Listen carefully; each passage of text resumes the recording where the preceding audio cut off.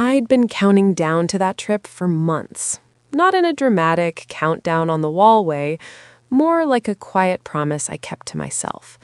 Every long shift, every canceled plan, every night I went to bed exhausted, I reminded myself, just get through this and then you're gone for a week. Sun, silence, no one needing anything from you.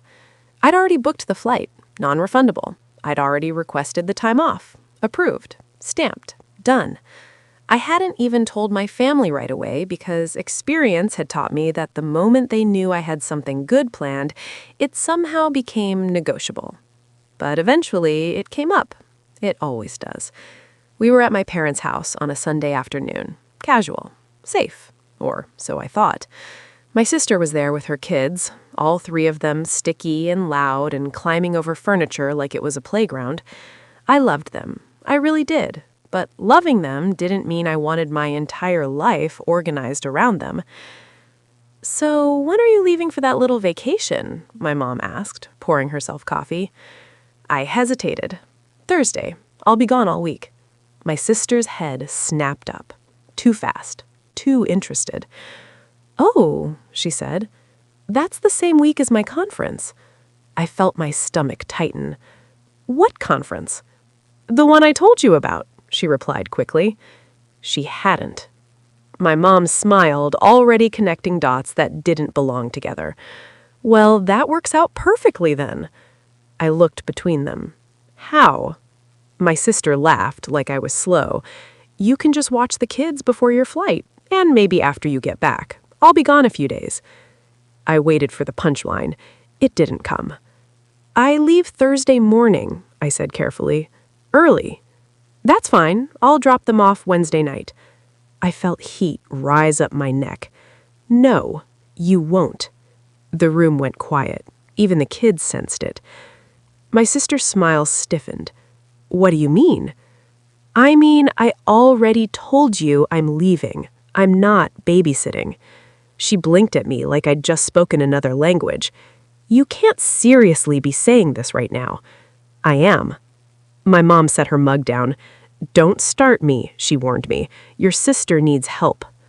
She didn't ask. She decided. My sister crossed her arms. "I knew you were traveling. I just didn't think you'd choose a trip over family."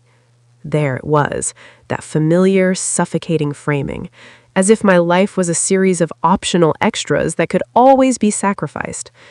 "I'm not choosing a trip over family. I'm choosing plans I already made." She scoffed. "You don't have kids. You don't understand what it's like to need backup. And you don't understand what it's like to have your time treated like it doesn't matter," I shot back. My mom sighed dramatically. "Why are you being so difficult?" I stared at her.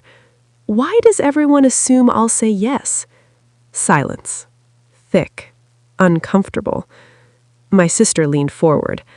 "I already told the kids they'd be staying with you." Something in me snapped. Not loudly, not explosively, just cleanly. "Then you need to untell them," I said. Her eyes widened. "Are you kidding me?" "No." She laughed, sharp and disbelieving. "Wow, so this is who you are now?" My chest ached, but my voice stayed steady. "This is who I've always been. You just didn't notice because I kept fixing everything." My mom shook her head. "You're being selfish." I stood up. My legs were shaking, but I stood anyway. "I'm leaving Thursday morning. I won't be here. This isn't a debate." My sister stared at me like I'd betrayed her. "If you walk out right now," she said, "don't expect things to be the same." I grabbed my bag. They already aren't.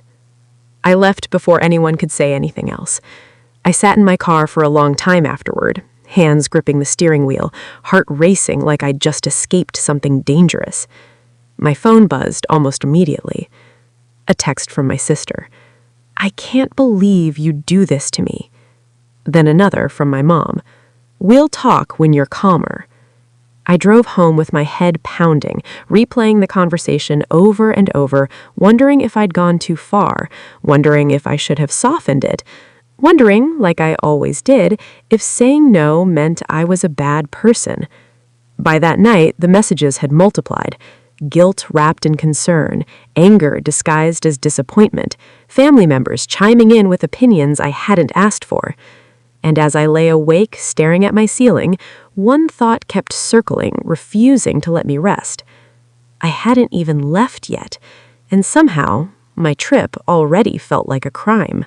The next morning, I woke up with that familiar heaviness in my chest, the kind that usually followed family blow-ups, the kind that whispered, "You should fix this before it gets worse." I lay there, staring at the ceiling, phone face down on the nightstand, pretending I didn't know it was already full of messages. When I finally picked it up, I was right. My sister had sent a long paragraph sometime around midnight. I didn't open it first. I already knew the tone. Hurt, accusatory, laced with just enough vulnerability to make me feel cruel for holding my ground. My mom had texted too, shorter, colder. "We need to talk before you make a mistake." That word stuck with me. Mistake. Like my life choices were drafts she could still edit. I got up, showered, went through the motions of getting ready for work. Outside, the day was perfectly normal. People walking dogs, cars honking, the world moving forward, completely unaware that my family felt like it was cracking apart over who would watch 3 kids for a few days. At lunch, I finally opened my sister's message. "I hope you're happy. I rearranged everything, assuming I could count on you like always. The kids are confused and hurt. I don't know when you became so cold, but I never thought you'd abandon us for a stupid vacation." I read it twice, then a third time. Abandon. Cold. Stupid vacation. I didn't respond. That night, she called. I watched the phone ring until it stopped. A few minutes later, she called again. Against my better judgment, I answered. "What?" I said, already exhausted. "You couldn't even text back?" she snapped. I didn't know what to say. I still don't. "You could say sorry," she said. "You could say you'll help." "I'm not sorry," I said quietly, "and I'm not helping." There was a pause. Then her voice dropped. "Do you have any idea what position you've put me in?" "Yes," I said, "the same one I've been in for years." "That's not fair." "No," I agreed, "it isn't." She exhaled sharply. "You don't understand how much pressure I'm under. And you don't understand how invisible I feel, because every time I try to explain it, you talk over me." She was silent again. Then softer, "So what, you're just done with us now?" The question hit harder than I expected. "I'm not done," I said. "I'm just done being assumed." She laughed bitterly. "Must be nice to only think about yourself." The old guilt flared, hot and automatic, but this time it didn't win. "I'm thinking about myself because no one else ever does, including you." She hung up on me. The days leading up to my trip were tense and surreal. I packed slowly, deliberately, like each folded shirt was a small act of defiance. My mom didn't call again. My sister stopped texting altogether. The silence felt louder than the arguments. The night before my flight, my mom finally showed up at my apartment unannounced. I opened the door and immediately knew this wasn't going to be calm. "You're really doing this," she said, stepping inside without waiting to be invited. "You're really leaving?" "Yes," I said. She shook her head. "I raised you better than this." You raised me to put everyone else first. I'm unlearning that." Her eyes narrowed. "Your sister is scrambling because of you. She's scrambling because she assumed, just like you did." My mom's soft voice, which somehow hurt more. "Family makes sacrifices. I've made mine. I'm just done being the only one." She looked around my apartment like she was searching for evidence that I'd become someone unrecognizable. "You're changing," she said. "I hope so," I replied. She left without hugging me. Thursday morning came faster than I expected. I woke up before my alarm, half expecting a last-minute crisis that would force me to stay. My phone was silent. At the airport, as I sat at the gate watching planes taxi past the window, my phone buzzed. A text from my sister. "They're staying with a sitter. It cost a fortune. Hope your trip is worth it."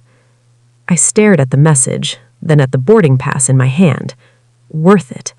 As if her cost of inconvenience was the measure of my freedom. I didn't reply. As the plane lifted off, the city shrinking beneath me, I felt something unfamiliar settle in my chest. Not relief exactly, not joy. Space. I didn't know what I'd be coming back to. I didn't know how long my family would punish me with distance, or if this refusal would become a permanent fracture. All I knew. The first few days of the trip felt unreal, like I was living inside someone else's life. I woke up without an alarm. I drank coffee slowly, sitting by the window instead of gulping it down while answering messages. No one needed anything from me. No one was waiting for me to fix a problem they'd already decided was mine. And yet, my phone stayed face up the entire time. I told myself it was habit. I told myself I was just checking the time. But every time it buzzed, my stomach tightened before my brain even registered who it was. On the third day, I finally heard from my mom. She didn't ask how I was. She didn't ask where I was. She sent a photo. It was of my sister's kids, sitting on a couch at someone else's house, looking tired and bored. The caption underneath read, "They miss you." I stared at the screen for a long time. Miss you. Not miss having you, not miss your help, just miss you. 3 small words designed to pull me back into place. I typed, deleted, typed again. Then I put the phone down. That night, my sister called. I almost didn't answer, but something in me knew that if I didn't, this would turn into another story they told about me. Cold, distant, dramatic. So I picked up. "Are you happy?" she asked immediately. "I don't know," I said honestly.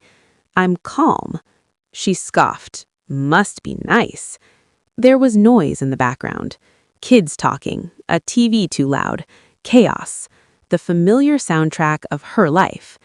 "You really left us hanging," she said. "I told you I was leaving. I just didn't believe me." She sighed heavily. "Mom's been a mess." I closed my eyes. "I'm not responsible for her feelings." She laughed, short and humorless. "Since when?" "Since now," I said. There was a pause. Then her voice softened, almost against her will. "You know she cried, right?" I didn't answer. "She feels like she's losing you." The words landed deep, not because they were new, but because they were true in a way she didn't understand. "I'm not disappearing," I said quietly. "I'm just not available the way I used to be." "That feels like the same thing to her," my sister replied. "Then maybe she needs to ask why," I said. She didn't respond to that. The call ended without resolution, no apology, no explosion, just 2 people standing on opposite sides of something neither of us had words for yet. The rest of the trip passed slowly. I walked, I thought, I slept more than I had in years, and underneath it all, there was a low, steady awareness that this wasn't a temporary fight. This was a line. When I finally landed back home, my phone came alive before I even left the airport. Missed calls, messages, a familiar pressure rushing back in like air after a door opens. My mom texted, "Let me know when you're ready to talk." My sister didn't text at all. I drove home in silence, unpacked without rushing, and sat on my couch as evening settled in. Everything looked the same. Nothing felt the same. I knew the next conversation would matter. I knew they'd expect me to explain myself again, maybe softer this time, maybe with more compromise. I knew the temptation to smooth things over would be strong. But sitting there, alone in the quiet I'd chosen, I felt something steady underneath the uncertainty. For the first time, I wasn't afraid of what would happen if I didn't give in. I was more afraid of what would happen if I did. And I had a feeling the real confrontation, the one that would decide what kind of relationship we'd have from here on out, was still waiting, just not on my terms anymore. The confrontation didn't come the way I expected. There was no dramatic phone call, no ambush at my door, no explosion that finally cleared the air. Instead, it crept in quietly, disguised as something reasonable. 2 days after I got back, my mom asked me to come over for dinner. Just us, she said. No kids, no drama. I almost said no out of instinct. My body remembered too well what just us usually turned into. But something in her voice, controlled, careful, made me curious. I went. Her house smelled as always, familiar, comforting in a way that made my guard want to drop before my brain could stop it. She hugged me longer than usual, like she was trying to reattach something that had slipped loose. Dinner was quiet at first, too quiet. Then she said, "I don't understand why you're pulling away." I set my fork down. "I'm not pulling away. I'm setting limits." She frowned. "Those sound like the same thing." "They're not," I said. "Pulling away is punishment. Limits are protection." She sighed, rubbing her temples. "You've always been sensitive." There it was, the old translation. "Your feelings are inconvenient." "I've always been observant," I corrected. "I just used to ignore what I saw." She looked at me then, really looked. "Your sister needed you." "She wanted me," I said. "There's a difference." "She's overwhelmed," she insisted. "So am I. I just don't get credit for it." Her mouth opened, then closed again. I could tell she was searching for the version of me who would soften, who would backpedal, who would say something like, "I get it, I'll do better." I didn't. "You're changing the rules," she said finally. "No," I said. "I'm just playing my own life now."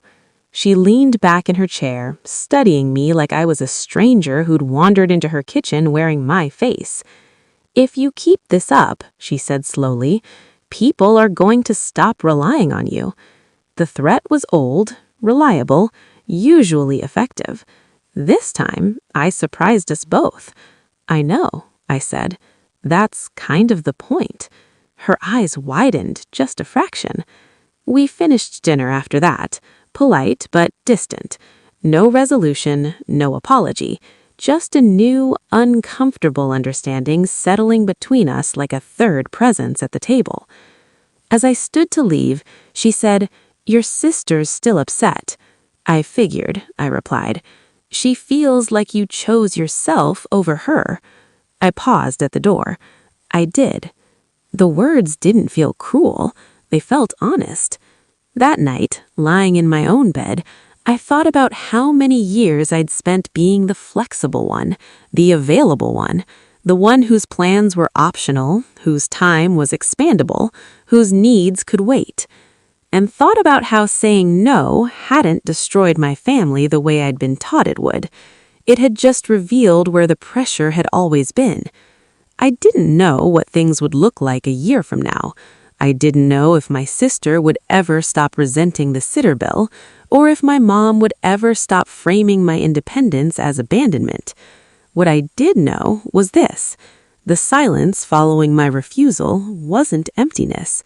It was space, and for the first time, I was choosing what to do with it. The confrontation didn't come the way I expected.